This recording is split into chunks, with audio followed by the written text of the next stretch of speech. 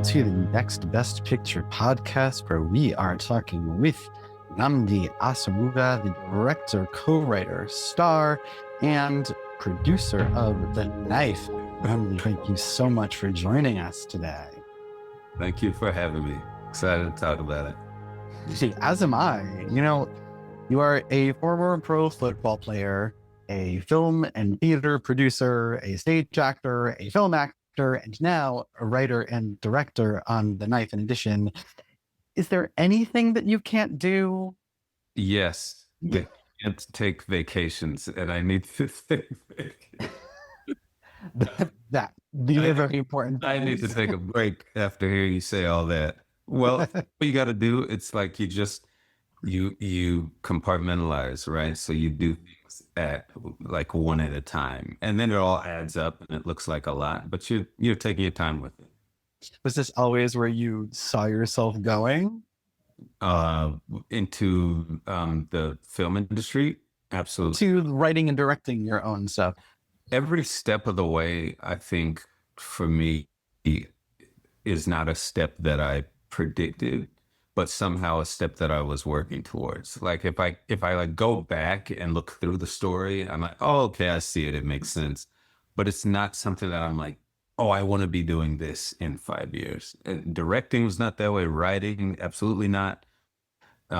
Acting, it all, I started to fall in love with it and kept going.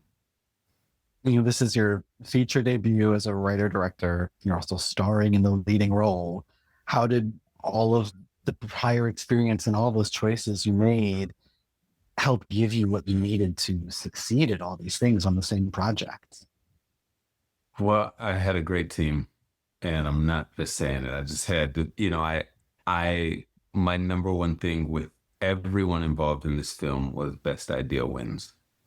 And I genuinely wanted people to bring their own personal attributes to whatever role they were doing, whether it was acting, whether if it was lighting, if it was production design, if it was cinematography, whatever it was, bring yourself to it.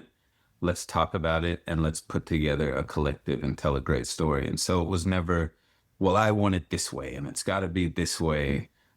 I think that's where the pressure comes in and like the heaviness and like all these hats that you're wearing. But when it's a team effort, oh man, it's like my shoulders were much lighter getting everybody involved. That's really good to hear. Yeah. And speaking of that team, I saw that Mark Duplass originally wrote the script and then you added to it. What was your reaction when you first read it, and what did you feel that you could bring to it?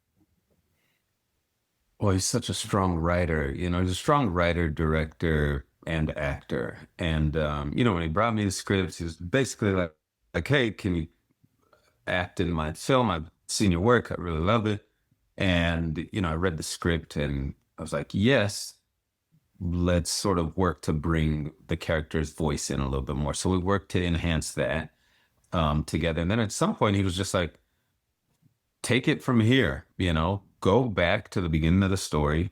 And I want you to write your story, write the story of the entire film. So I went in, made notes, did some writing. He loved it. We went on to try to look for directors, and he was just like, we will be looking for directors for the next 2 years. Everyone says no to everything. Why don't you direct it? And so, I took off directing it. All of that stuff was sort of in the moment, can you do this? Can you do that? Well, I can try. And then taking off and doing it. And he's been such a great, let's say mentor, friend, person to have alongside of me in this sort of journey. And this is what he does. He as an independent filmmaker, he brings people along and really he gives them a platform to lift off on. And so I'm grateful for that. Yeah, I'm sure. Yeah. It sounds amazing. And, you're doing this film with a night shoot, mostly involving 2 children, not an easy task, right, for your first time. It's like all the things that they tell you not to have in your directorial debut. So yeah, it was, which made it challenging on the surface. But again, that we had so much fun on this set. You know, when the kids were sisters in real life, so that made life easy. You know, we did have a dog, which was a challenge when we were shooting. And we shot at night because the story takes place at night, and I wanted the actors to feel like, hey, if it's 2 a.m. in the story, in my body, it feels like 2 a.m. This is how my mind is working right now. I'm not making the most sound choices, but it's coming across as authentic and real. And so I wanted that sort of crossover to happen. Obviously, we could have shot at noon and like just blacked out the windows, but you know, I wanted a deeper experience for everyone, and I think it worked out doing it that way. It comes across in the film, the dynamic between everyone is very strong. And when I spoke with Melissa Leo earlier, she said that it was a wonderful set to be on. Mm. And she also said that she signed on to this movie, she agreed to do it because of you and your passion and how you spoke about the work. So, thinking about that, is there anyone in Hollywood that you would like to work with on something in the future that Oh boy. maybe you'd like to put out into the universe Oh, before there, we there go? are, but there are so many people, and you know, I went to a play the other day in New York, and it was an off Broadway play. It was closing, and there